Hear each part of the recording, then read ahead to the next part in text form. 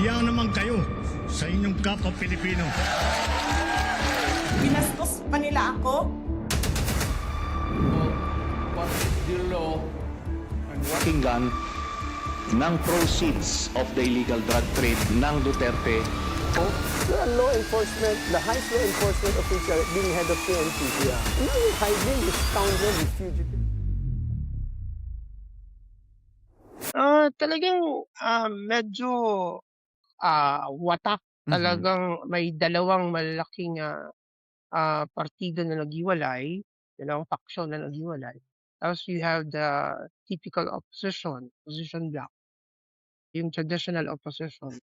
Tapos, actually parang fourth force, yung sinasabing third force, beyond the three ay puwedeng may lumabas alternative. So, ngayon mas nakikita natin itong Duterte group and, siyempre yung administration, the loyalists and the, administration supporters. Tapos, yung Pinklawan, the liberals, yan yung major 'no. Yung, tingin ko yung na third or fourth force ay yung, mag-o-offer ng, hindi mo makikita ron sa tatlo.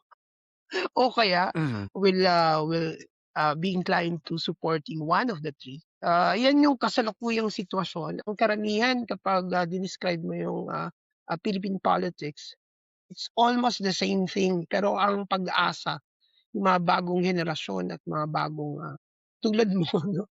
At yung mga bagong issue na nagbibigay ng bagong kompleksyon sa sitwasyon. Yes, and also Kainaro, there's a lot of people now are saying na ang magmula nung nagsimulang claim or hindi naman mag-claim pero mag-announce ng presidency si VP Sara, a lot of people is clamoring about the politics was changed into being volatile, sobrang risky, and somewhat entertaining. So nakikita nyo pong pag-shift ng sabihin na natin some of the people's mindset setup sa politics. Ito ba'y may pagkakaiba ng type of democracy kumpara doon sa democracy na nakuha natin from the very start that we had people power? 'Di ba? We're talking about people in a democratic country like what we have. Almost the same. Mhm. Yung volatility, pagiging inconsistent at yung shift dati, mga pagpapalit ng disposisyong politikal. Pero ngayon mas mabibilis eh. It is always dictated by the political reality and events. Yung response din ngayon ng mga politiko at partido nila ay immediately nagbibigay ng dagdag kulay, dagdag kompleksyon dun sa nandiyan ng reality.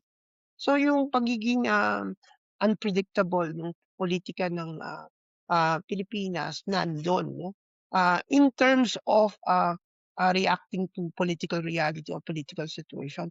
Pero yung basic description niya as parati kong tinitignan na well, I might be lacking on expertise in terms of political analysis.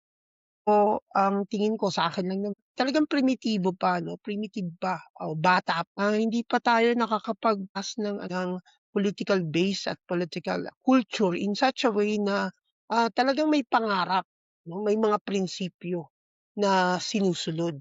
Hindi nakatali sa personalidad at posisyon lang.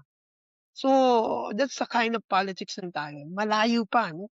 Malayo pa yung tatahakin natin in terms of making our political parties or political sectors na maging mature in terms of dealing with political issues.